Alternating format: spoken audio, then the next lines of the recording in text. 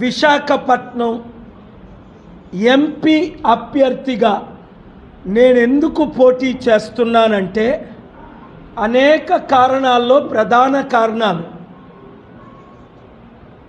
2 నెలల తర్వాత ఈ దేశం సర్వనాశనం అవబోతుంది. ఇప్పటికే శ్రీలంక, సుడాన్, వెనజువెలా లాగా మోదీ గవర్నమెంట్ నెలకి 1,00,000 కోట్లు అప్పు చేసి ఒక వ్యక్తికి కుటుంబంలో 5గురు ఉంటే 5 కోట్ల రూపాయలు అప్పు అయిపోయింది.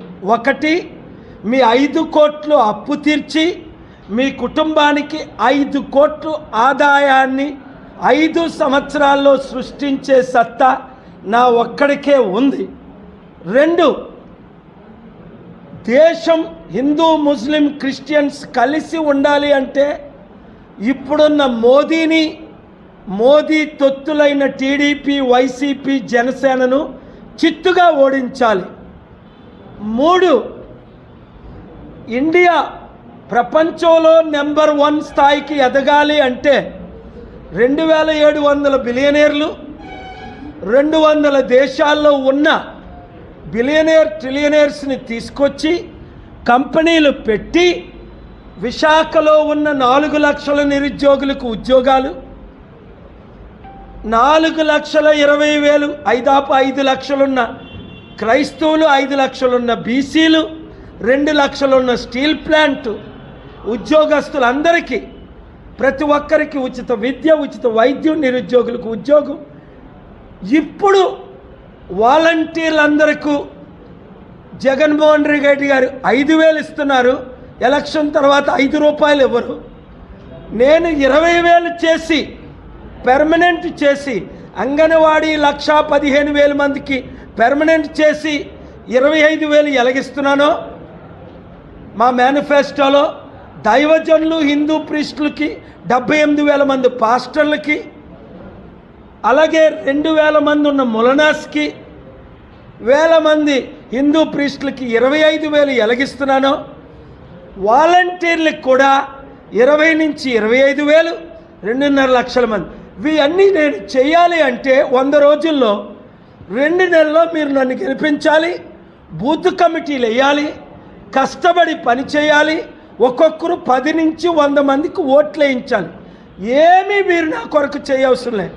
నేను ఇంతవరకు అభివృద్ధి ఎలా చేశానో, వితంతువులకు, అనాథులకు ఎలాగ మద్దతు ఇచ్చానో, దేశాన్ని, రాష్ట్రాన్ని ఎలాగ కాపాడానో, ఈ ఎలక్షన్ల తర్వాత ఇంకా బీజేపీ, ఆర్ఎస్ఎస్ వారు విజృంభించి హైదరాబాదులో మొన్న జై శ్రీరామ్ అననందుకు మెథడిస్ట్ చర్చిలో ఉన్న వాళ్ళందరినీ ఎలా కొట్టి చితకబాది ప్రాణాలు తీయడానికి ప్రయత్నించారో అలాంటి సంఘటనలు మణిపూర్ లాంటివి జరగకూడదు.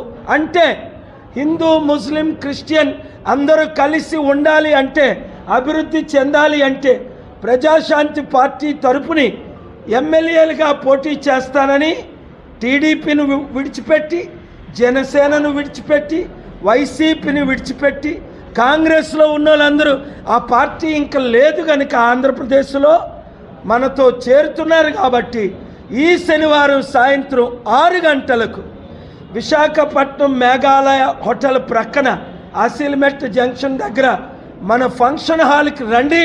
మీ రెజమీలు పట్టుకొని నిరుద్యోగులందరికీ ఉద్యోగాల గ్యారంటీ సర్టిఫికెట్ ఇస్తున్నాం. గెలుపు మనదే. మనల్ని గెలిపించడానికే జగన్మోహన్ రెడ్డి సిద్ధం అని బోర్డు పెట్టారు. రాష్ట్రాన్ని రక్షించడానికే, మనతో కలిసి పనిచేయడానికి జగన్మోహన్ రెడ్డి సిద్ధమని నిన్నే నాకు మెసేజ్ వచ్చింది. ఆయనతో ఎవరో మాట్లాడారట.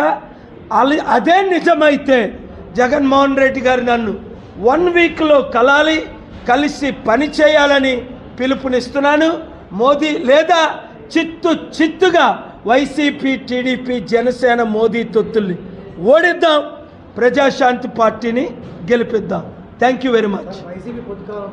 కోరుకుంటున్నారు.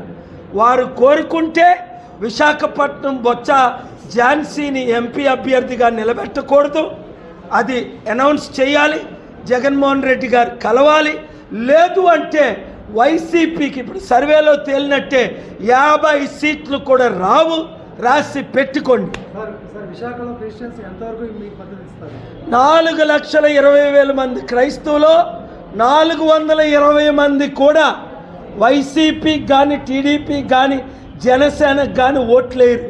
ఓట్లేస్తే వాళ్ళు మోదీ తొత్తులని తెలిసిన తర్వాత బైబిల్లో మాట ఉంది, మేలైనది చేయనెరిగి అలాగు చేయని వానికి పాపము శ్రమ, వాళ్ళు దేవునికి శాపగ్రస్తులు అవుతారు.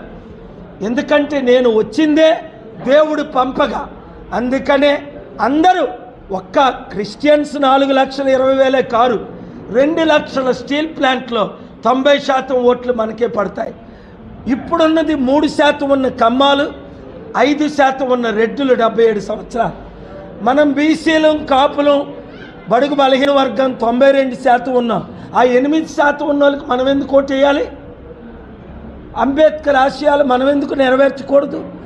దేశాన్ని రక్షించడానికే దేవుడు నన్ను పంపాడని ప్రతి ఒక్కరూ హిందూ, ముస్లిం, క్రిస్టియన్స్ కోరుకుంటున్నారు. కలిసి పనిచేద్దాం, విజయాన్ని సాధిద్దాం, రాష్ట్రాన్ని, దేశాన్ని విశాఖ ద్వారా రక్షిద్దాం. మన విశాఖ సత్తా నరేంద్ర మోదీకి, బీజేపీకి చూపిద్దాం. ఈ వీడియోలు అందరూ షేర్ చేయండి.